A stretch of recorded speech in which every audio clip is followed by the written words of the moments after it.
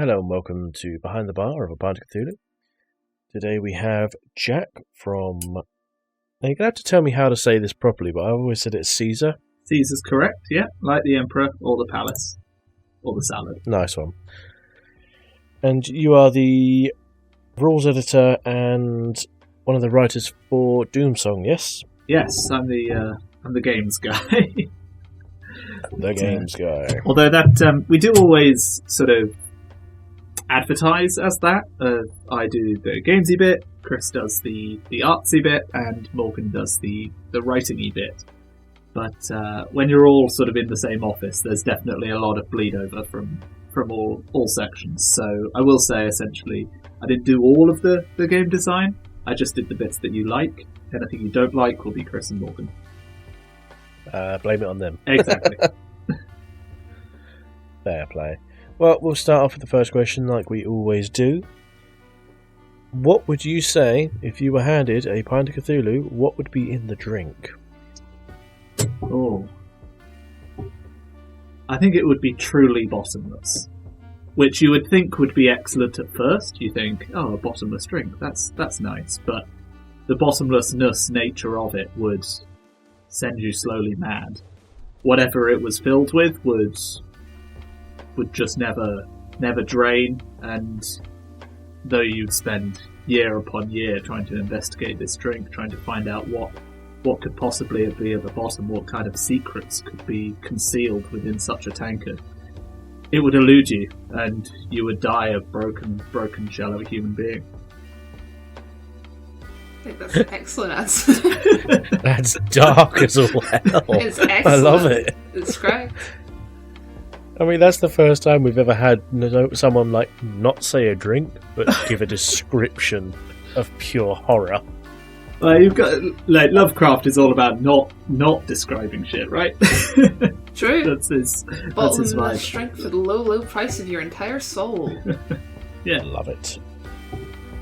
but it would have a little umbrella in it. Aw. Yeah. With little squids printed on it and floral Yeah. around them. Oh no, I want to get those. I've always loved the those little umbrellas that actually work. You know, that go up and down in the drink. Yeah. Oh yeah, little cocktail ones. So they make fantastic little scenery for miniatures as well. You've got That a they little do. douche scene. That they do. Right, so how about you tell us a bit about yourself? Yeah. I am Jack Caesar, part of Caesar Inc. We are a new company, or an old company, depending on which way you slice it. So, essentially, we've sort of been freelancing, doing game design and illustration and writing for various other companies in the TTRPG, board gaming, miniature games space for 10 years, sort of on and off. We've worked sort of full-time jobs in the industry around that and done sort of bits and bobs in and around. But our sort of freelancing name has always been Caesarin. In the last 6 months, we've actually dived into creating Caesar Inc. as a company, a real company that makes real products. And our first product in that company is Doomsong. Lord have mercy upon us. A TTRPG, horror, roleplay, macabre. So, yeah, my role in that, as we sort of mentioned a little bit earlier, is the game design-y bit. So, I've always been fascinated with how sort of theme and mechanics can meld together to create sort of a unique type of story, and that's essentially what my role is. It's sort of gluing together the theme and the mechanics to allow players to basically explore the world that we are presenting in a way that sort of fits that world and creates a story that we want to tell. That was such a good answer. The fireworks outside started going off. True celebration. Fantastic. I set those up beforehand. So, it'd be kind of scary if you knew where I lived. We always know. I actually just set up fireworks all across the country. It was easier, yeah. Miniature recreation of the Blitz. All for you, Matt. Yay! So, what inspired you, Jack, to start writing RPGs in the first place? What was your kind of start point?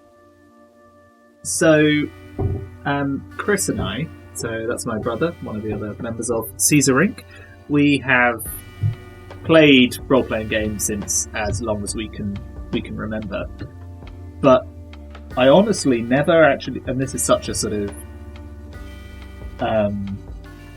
full of yourself game designery thing, but like we never played a real role-playing game as in a proper published one. We'd heard of them, and I think we'd sort of played bits and pieces of them with friends, but we'd never actually sort of played by a rulebook until, for me, pretty much until I went to university.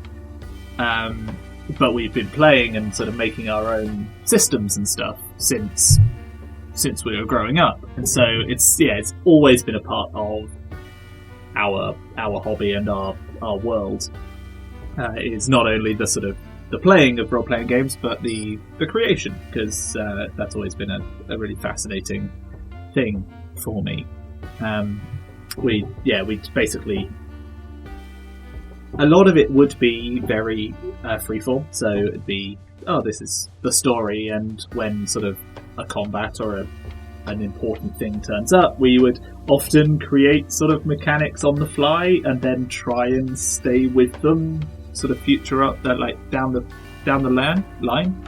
I have very fond memories of those games, and I remember them being all very mechanically sound and working completely, but I fully believe that they only worked inside our minds, really. Fair enough. So, what was the first TTRPG you tried? Pathfinder, D&D? So the first real RPG designed by someone that wasn't us, the ones that are sold for money, would have been. I think technically it was someone's mash sort of hack up of Pathfinder to run a Charles Xavier X-Men. X-Men, yeah. Sort of adventure in a sort of one-shotty couple of sessionsy thing at a thing at university. But for a lot of those early years, Pathfinder first edition, some D&D 3.5, which are very similar in scope, and then a smattering of sort of Savage Worlds and other little bits and pieces. Fair enough. So, going on to the Doomsong topic. It's this bloody cold, man. I can't shift it. What are the core mechanics or system that you have created for your game? So, the sort of core resolution system is so it's fairly simple in that the GM basically picks the difficulty for a task, then the player tries to basically get away with whatever they can and says, I have this trait and this trait and this trait, are those going to help? Traits are essentially very loose descriptive things about your character, so your character might be burly, or they might be literate, or they might be sharp-eyed or something. And so basically the player will say, I'm burly, is that going to help out with this check? And if it's something to do with lifting something or doing something that requires sort of physical strength, then yes, of course it'll help. There are other sort of bonuses that are added in for allies and having the right gear and that sort of thing. And then you roll a single d6 if you are sort of making the check standard, as you're not under any particular time pressure, but you also don't have oodles of time, and sort of it's a check you can retake and that sort of thing. Focused or hasty, which are the opposite of those. So focused is you have your time to take the check sort of however you like, and hasty is you are rushed in some way or suffering some disadvantage. Speaking of disadvantage, that basically works like the advantage system in Dungeons & Dragons 5th edition, in that if you're focused, you're rolling 2 dice and taking the highest. If you're hasty, you're rolling 2 dice and taking the lowest. And if you're standard, then you're just rolling 1 die. You add your modifier that you worked out before, and you will either be equal to, above, or below the difficulty of the check. If you're above, you succeeded. Excellent. If you are equal, then you succeeded, but at some cost. So the tool you're using breaks. Maybe you take a bit of damage. Maybe some enemies nearby sort of notice your location. Fair enough. If you roll below the thing, then you fail with a cost, and so you didn't manage to do what you wanted, and you also get a bad thing happen. At the very end of that, so after you've sort of found out what your result could have been, it's kind of like the multi-hole problem. Once you find out what your problem could have been, you get the chance to flip the Doom coin, which is a tool in the game that basically it's a coin, heads or tails. If you flip heads, then your result gets better, maybe even a critical success. And if you flip tails, your result gets worse, maybe even a critical fail.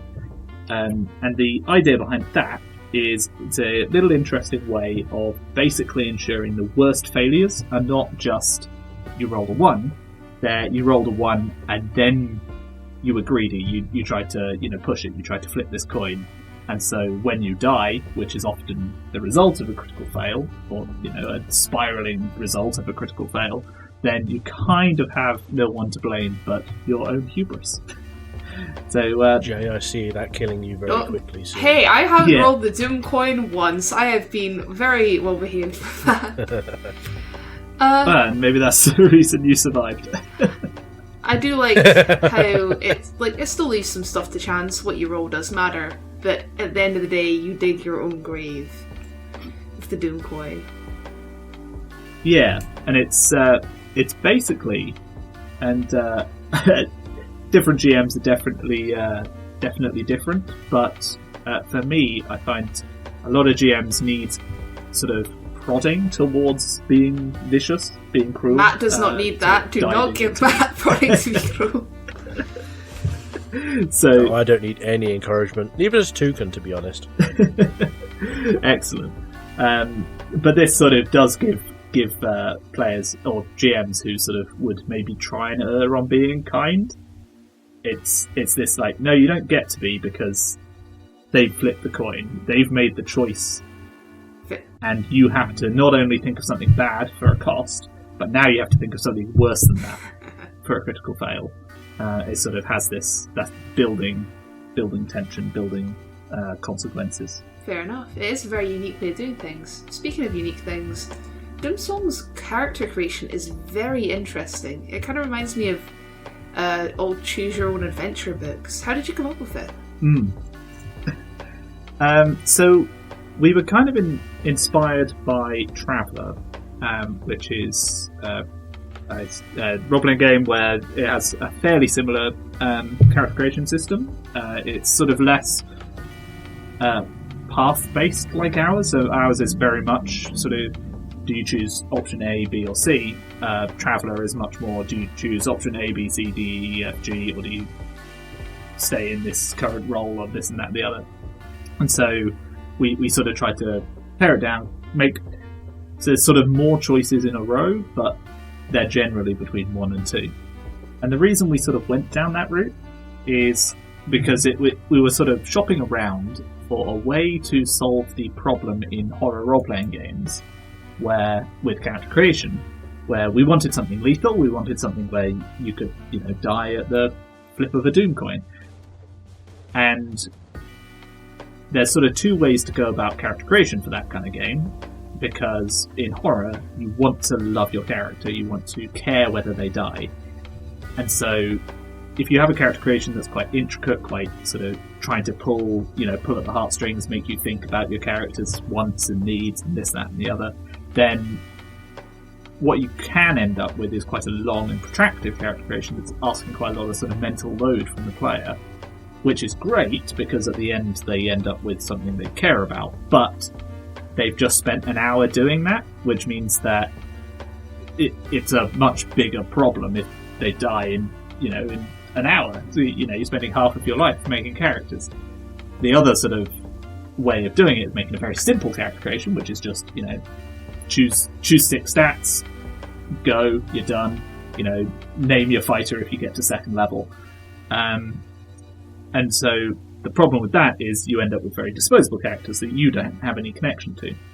So the sort of choose your own adventure path system for creating characters was a way of trying to have our cake and eat it. Basically, it's very quick. Once you've sort of grokked the system, it takes 10 minutes to make a character, but your character has a full story and a history and a life and wants and needs, and it's so fun watching people make characters in that system, and we're really excited to share the sort of the full 90 path system, basically, because you end up with this, you watch people sort of making these connections and these cogs and going, what would I do? I'd become a sailor, or I'd go down this, and and sort of coming out the other end and going, I was a bit of a scumbag, wasn't I? Or something like that. That should be our next party name, Matt. Scumbag Squad. A bit of a scumbag. I think that should be all of our party names then, if you're going down that route. It's a common theme. Running through that character creation a few times now, it is very easy to get a handle on. It's really quite well done. I must applaud you on that one. Oh, excellent.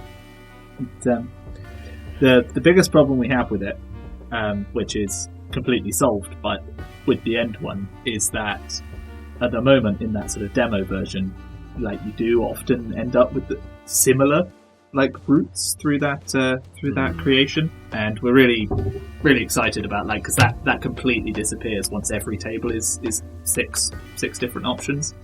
So that's really, fair, especially if it's a demo. You can't expect it to be massive. For the demo, it is huge. The amount of things we had to cut out and cut our darlings and try and get this thing down to a svelte 120 pages. Yeah, just 120. Just a 120. It's just the same size as some other role-playing games. So, working with the others in tow and creating all these strange, wonderful abilities and items and such, how do you go about your job in balancing that so it's fair, as it were, or unfair, depending on how you want to do it? Yeah, so we've actually found, and we've made different games with different ethoses. We've made games for kids, for very sort of casual play, things that are a bit sort of grittier and crunchier, and sort of balance for us. It's sort of the 3 things you care about when making this sort of thing, where you've got balance, you've got theme, and you've got how fun the actual thing is to play. Balance is almost always kind of at the bottom of those 3, and accessibility as well. So the fun accessibility of the thing is to play. Then so balance is always, honestly, our least important pillar. It is something that we obviously try and think about, but sort of an ethos with Doomsong, especially in the character creation, is that it is not fair. You can go through that character creation, lose an arm, and have spent your whole life as a beggar, and had the world just kick you about, and then you come out the other end and you become a gravedigger, you join the guild, and you are a wreck, you are a husk. And you can have another character who was born privileged, joined a cult, became a witch, and now has superpowers. And so living the high life. It's very much it's very much about being unfair. But the important thing for us isn't balance, because balance can be very boring. A game where 2 players flip a coin and whoever flips the most heads wins. That's a very balanced game. It's just not fun. So what's more important than balance is making sure that everyone has options and things are cool and sort of interesting. So that's sort of where those abilities come in. The traits we try and make as flavourful as possible. Some are definitely more useful than others. Some are downright negative 90% of the time. Some are, really positive. Honestly, at the moment, Spry is definitely one that people can tweak into being, helpful for so many different tasks and so many different things.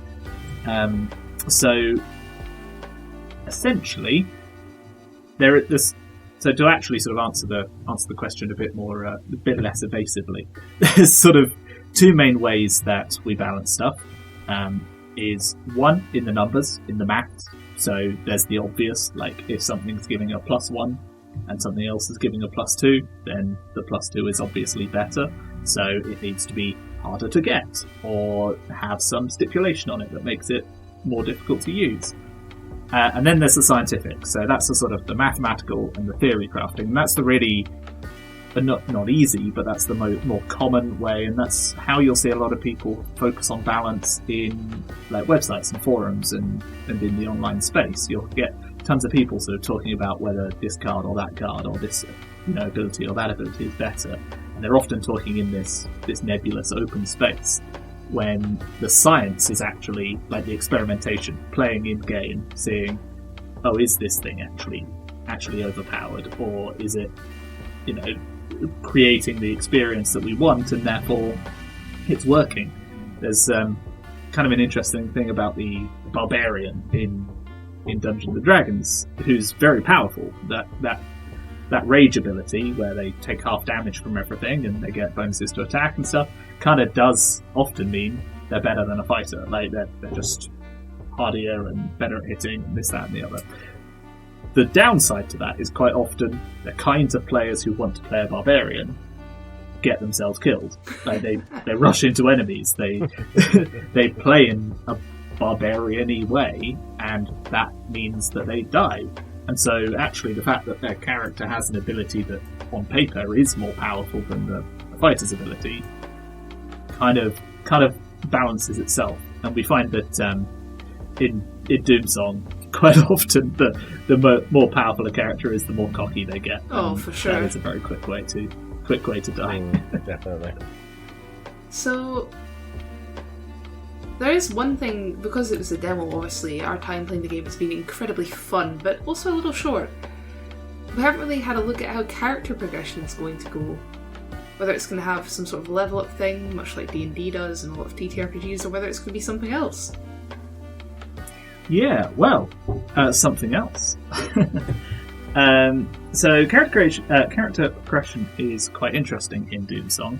At the moment, there's some systems in work, and we are sort of playtesting some longer games to try and make sure that we get that, because that is quite a hard thing to playtest in the scientific way, because to work out if the system works, you've got to play a campaign, and so you're spending 10 or 20 hours into playing a few characters, getting them leveling up and stuff, whereas the character creation is something that's much easier to take 15 minutes. So we are still sort of in the testing and refining step of that stage, but it is looking very cool. And the way it works is essentially during downtime, which is what you call a sort of long rest in D&D. Once you've got your camp set up and you've got the bacon on the stove and got some time to sort of spend to yourself, you can take one of several downtime activities, and these are really quite broad things. One of the things that you can do is to train. You sort of pick what kind of thing you're trying to train. So are you dueling with one of your friends to try, or one of your party members to try and sort of get yourself better at combat, or are you poring over books and sort of learning about the world that you inhabit, or are you sort of sneaking through the forest and trying to get better at sort of skullduggerous activities? So you choose sort of one of these things, and you make a check. You roll on a table. If you fail at this check, then you gain the condition, I've been training this thing, which gives you a bonus the next time you try and train at that thing. But if you succeed at that check, then you'll get the chance to spend your XP on an ability, or a new trait, or sort of to make a trait you already have defining and better.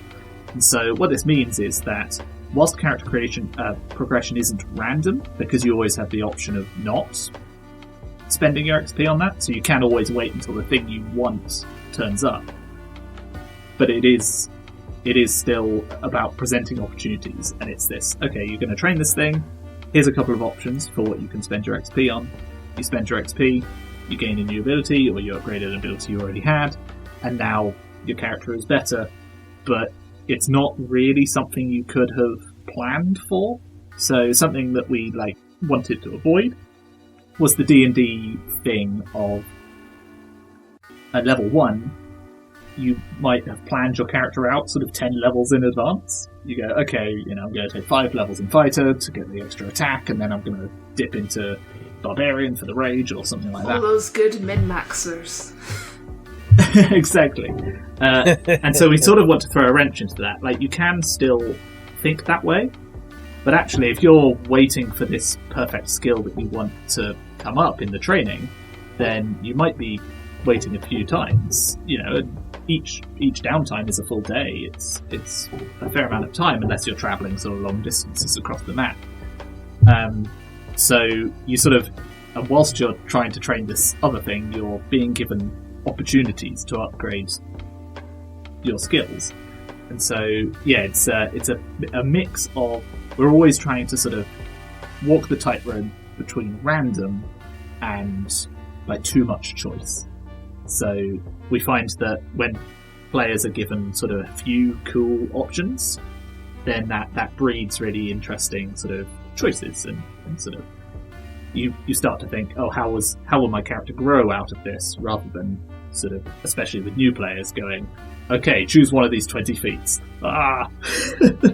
Okay, well, I've got to read them all, and I've got to decide which one's better for my build, and see how they work together and stuff, whereas actually going, okay, roll a die. Okay, you've got to pick one of these 2 feats, one of these 2 things. Then that becomes a much sort of easier process, and it means that we can do really exciting things with how witches and stuff level up as well, because they don't just spend XP and get better at their abilities. They've got to basically do stuff for their god. They've got to, their gods have wants and needs, and those needs need to be fulfilled. Some of them are dark and insidious, some of them are downright charitable, but you have to appease your god rather than just training with a sharp stick. So it allows us to sort of inject a lot of flavour, not only into the character creation like we already have with the paths, but into the actual sort of progression as well. So you previously touched on about the Doom coin and the critical fails, critical successes. How did you kind of come up with that idea? What was your your handle on the combat mechanics? So essentially, the very early draft of what became Doomsong was called, its working title was "What If Everything Was Tables?"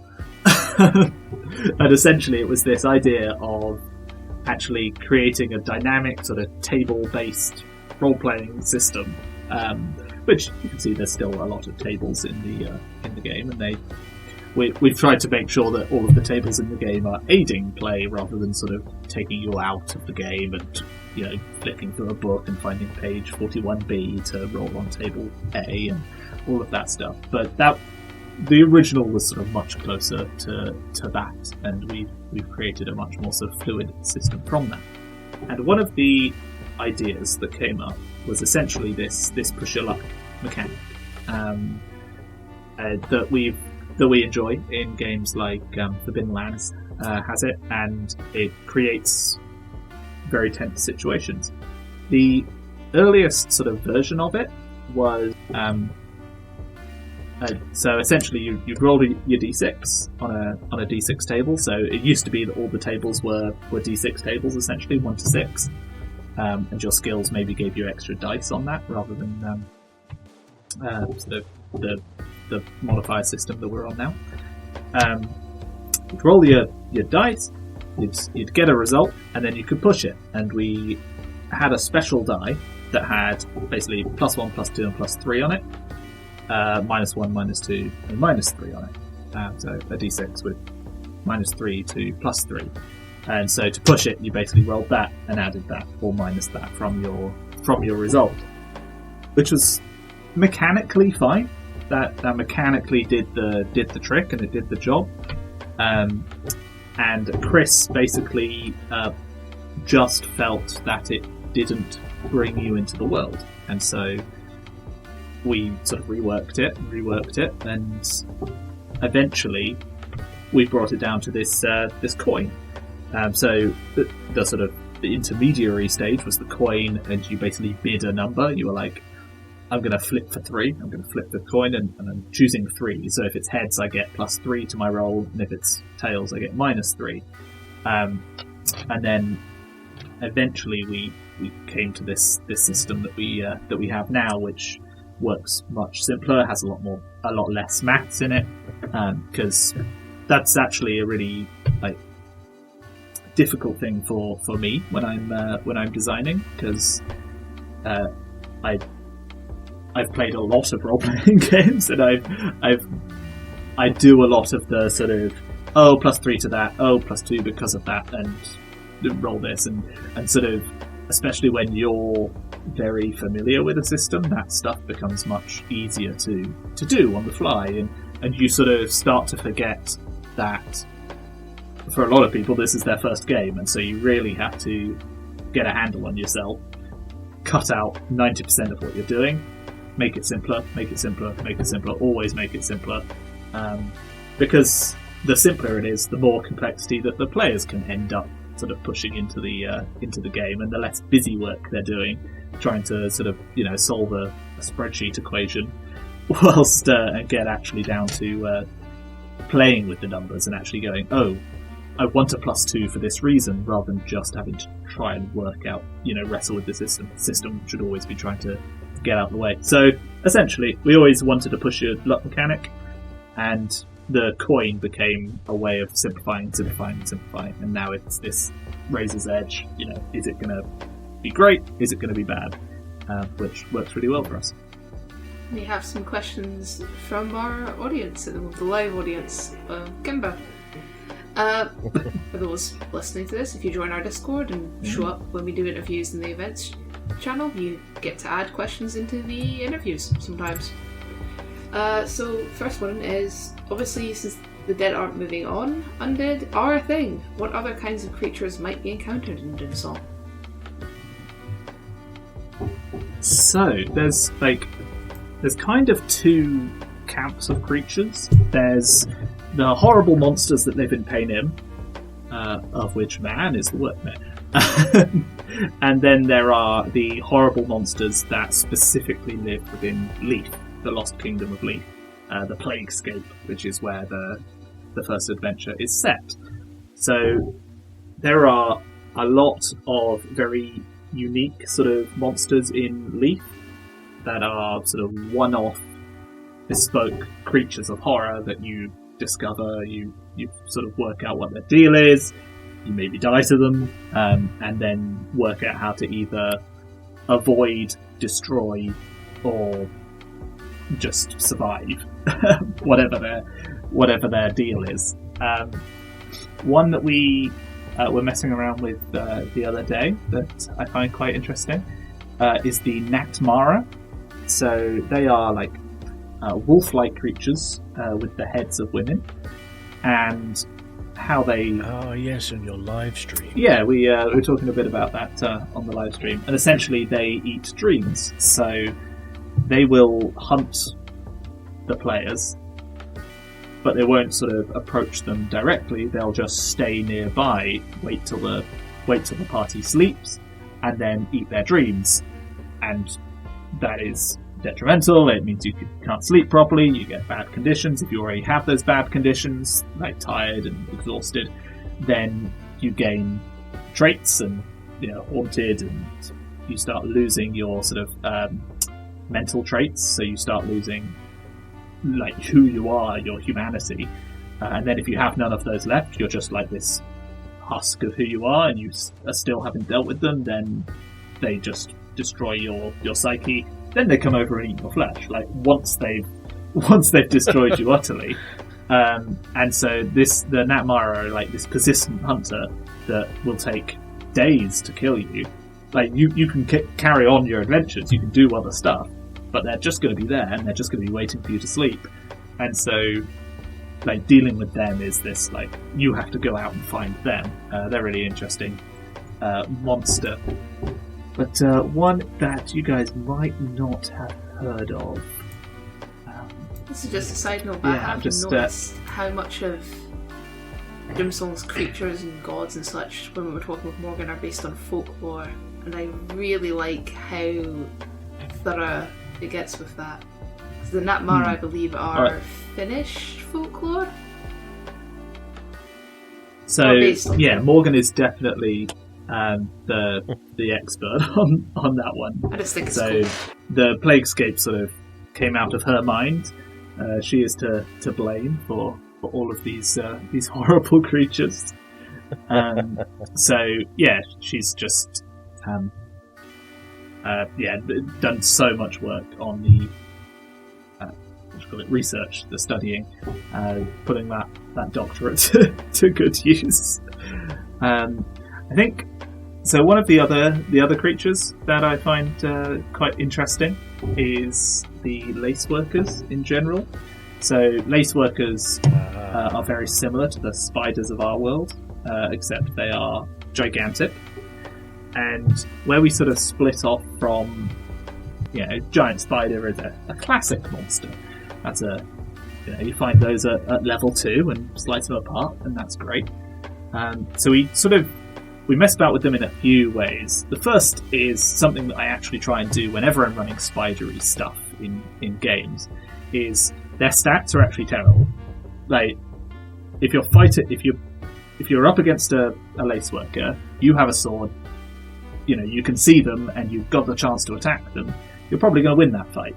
It's Bilbo versus the versus the spiders of Mirkwood.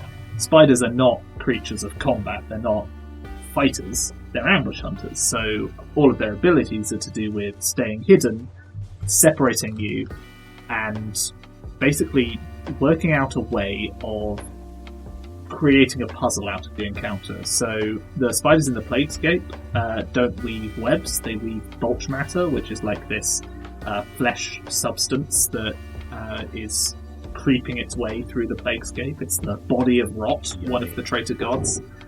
And so their sort of things, their webs are actually muscular. They pull and they move, and they'll sort of whip you out and whip you to someplace different, or they'll try and crush you and sort of actually like break your bones within the web.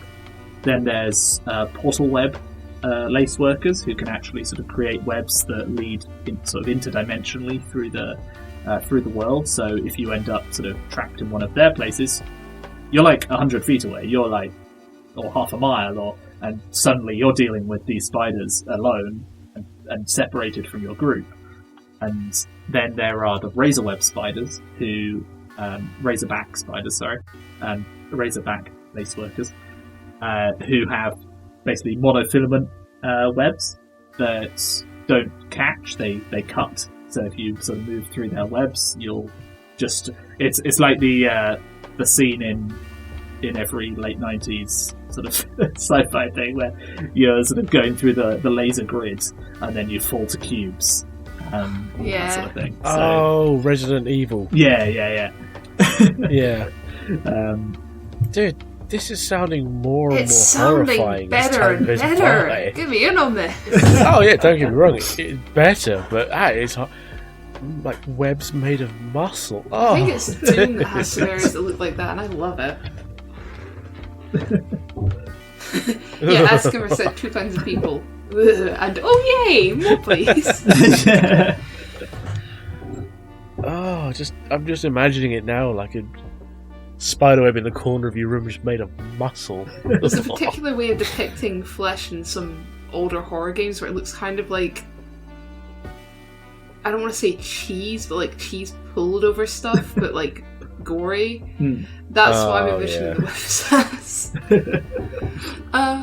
Speaking of horrors, there are a lot of quite horrible gods. They're not nice guys in Doomsong. And is all magic in Doomsong, as far as players go, and I guess NPCs to an extent too, going to be kind of clerical, where calling on the gods for powers rather than having it innate? Yeah, so essentially there's kind of miracles and magic come from the traitor gods. Their domain is magic, essentially. They're the only ones who have any power beyond the physical rules of the world. That being said, the physical rules of the world are not quite the same as our world. So there are sort of some disciplines that are a bit like magic. So there's alchemy, for example, where the effects of alchemy can be creating substances that sort of burst into flames and create sort of napalmy like things, or sheathe weapons in flame and that sort of thing, or sort of balancing the humours to bring out sort of people's strengths and dampen their weaknesses and things. So you've got like this sort of potion-esque or magical thing, but in the rules of the world it's science. That is actually how the world works. It's not a magical effect, because all magic is the realm of witches, and all witches are tied to some traitor god. That's sort of how they get their magic. And what that means is that throughout the game, when you sort of see something and it breaks the laws of reality, you sort of know that it's in some way tied to the traitor gods. It might not be working for them, but it will be gifted power by them, or a creature of sort of a favoured creature by them, and that's sort of information that you can use in the game. So for example, the lace workers that I was mentioning earlier, they are creatures of Chance. So Chance basically loves lace workers. She's crazy for him, the Queen of Gilded Lace. And so essentially you know that sort of all lace workers in the world are, especially the magical ones, are sort of gifted those powers by Chance. And so if you're a witch of Chance, then you shouldn't really be killing them. They're beloved by your goddess. And if you're not a witch of Chance, then you sort of know that might piss Chance off if you end up sort of in a situation where that matters. So you've got this kind of twist and pull of, because everything magical is kind of tied to the traitor gods in some way. There are also sort of lesser dreads and sublimes, which aren't the traitor gods that you worship, but they're sort of offspring of those gods that have magical abilities. But everything sort of comes from that font that sort of leads up in this family tree that we've got, all the way to the immortal at the very top, who provides no miracles because they are dead. So, we've discussed a little bit about the Greeblies and the Nasties and such that are inhabiting the world of Doomsong. How about some of the more nicer characters? Are there NPCs, and what kind of rules do you have for them that are spread out throughout the world of Doomsong? So, yeah, NPCs are definitely varied in how useful or nice they are, ranging from like actually fairly like noble, which is always a dangerous thing to be in the realm of Leaf.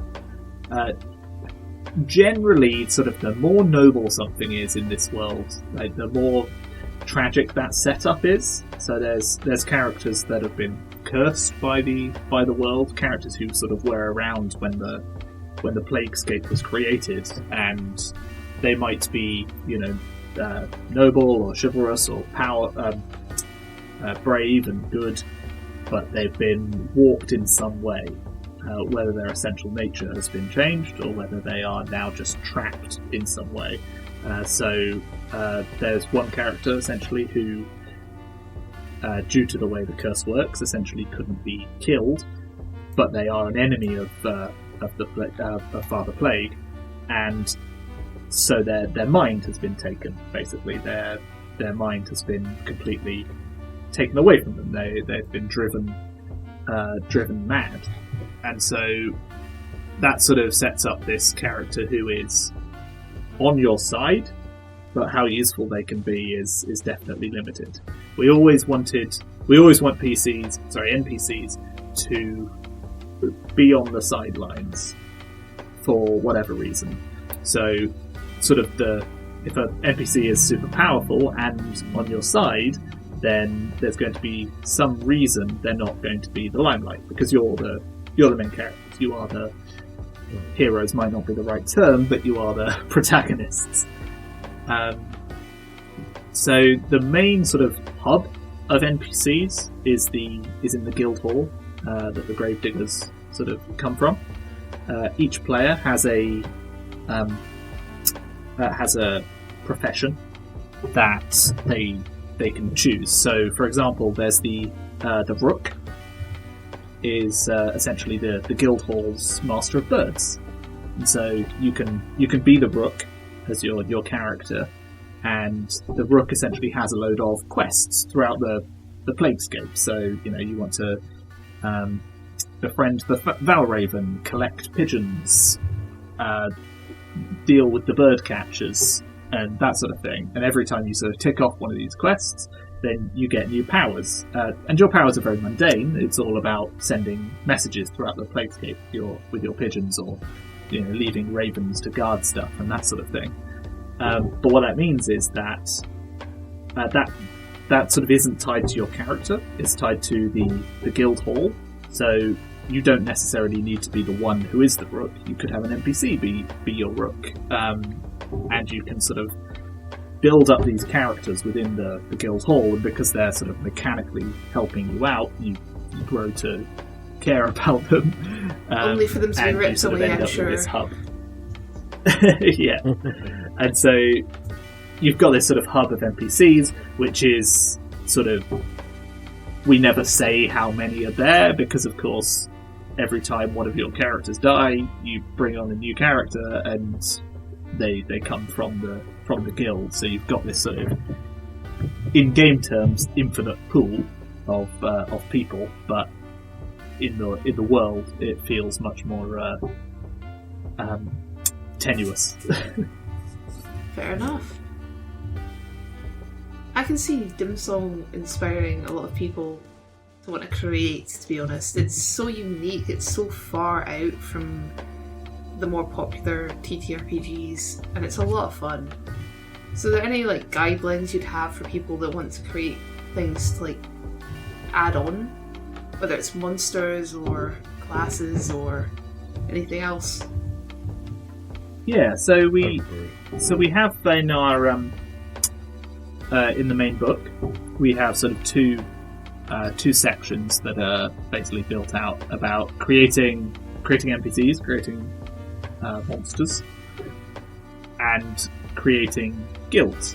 So essentially, the way character creation works is you go through all this path, and then at the very end of character creation, you join the guild. And in Lord Have Mercy Upon Us, that is the Gravediggers Guild. And so you join the Gravediggers Guild, you get some abilities for doing that, you get a pile of equipment to share amongst you, and you get all of this sort of gravediggery stuff. But in future adventures, or in adventures that you create in your own game, you might want to sort of have a different guild. You might be a guild of mercenaries, or a guild of witchfinders, or something along those lines. So we sort of give advice for creating your own guild, and how, what the important things are. How well equipped is this guild? You could have a guild of Templars that literally everyone gets plate armor and a greatsword, and suddenly your game is much less challenged by physical combat, but maybe there's other sort of challenges that come around. So there's guilds, and the important thing about Doomsong, or one of the important things, is that it's that guild story. So we create a lot of characterful stuff around our guild, the Gravediggers Guild in Leaf, and we really sort of push the GM, if they are creating their own guild, to do the same. Like, you should create this characterful thing. It shouldn't just be choosing a background or a class. It should be this interwoven thing that's throughout the whole game. And the other sort of tools that we have are creating a monster, because in Doomsong there's tons of sort of bespoke monsters, and we have a formula isn't the right term, but we have a way of creating our monsters. Essentially, that action block, six abilities they can use that can be used in and out of combat, and then like their traits, their toughness and defense, and sort of this way of building an NPC that creates something that is mysterious to the players but unique to that monster. And once you're sort of down with that system of creation, you can honestly like do it fairly easily yourself. And so yeah, we definitely want people creating their own monsters.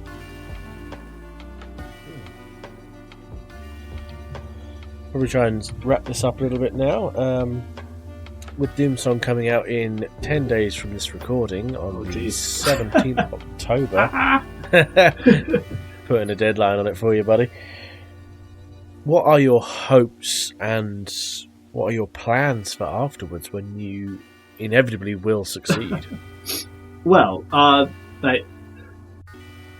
so we've been spending the last few months essentially talking about Doomsong, and whilst we have been working on bits and pieces and refining stuff, it's definitely been about trying to get the word out. And so I'm honestly really excited to get back into the mines and to get back into the sort of the refining and finishing portion of the project. So once we get funding, then we can basically do that process, layout and finishing and getting everything basically sorted for printing, along with all the little sort of deluxe pieces that are available in the Kickstarter. So yeah, honestly, it's going to be a lot of work, but it's going to be a lot of different type of work, which is definitely something that we very much enjoy. That creative and sort of nose to the grindstone bit of the work. So yeah, very much looking forward to that. Once we have created Doomsong, once that's off with the printers, then depending on the success, because we do still do a fair amount of freelance work and service work for other companies, which if anyone's interested in hiring Caesar Inc., they certainly can. Go check us out at caesar.inc. And basically, there is much more of Doomsong planned. New campaigns to explore, new regions, new areas of Paynim, and we are looking forward to just tearing apart this world, really, really destroying it, and bringing forth that apocalypse. Because, as you may know, Pestilence is one of the horsemen of the apocalypse, first horseman of the apocalypse. And there are more to come. Well, obviously Doomsong's not fully out yet, but having seen the demo, we are super excited to see how this goes. Experience a full game and whatever else in the universe that you come up with. And yeah, very much looking forward to bringing it out. Yes, well, thank you very much for your time, Jack. I would say if there's anywhere that people can find you, but you did already plug your thing in. Yeah.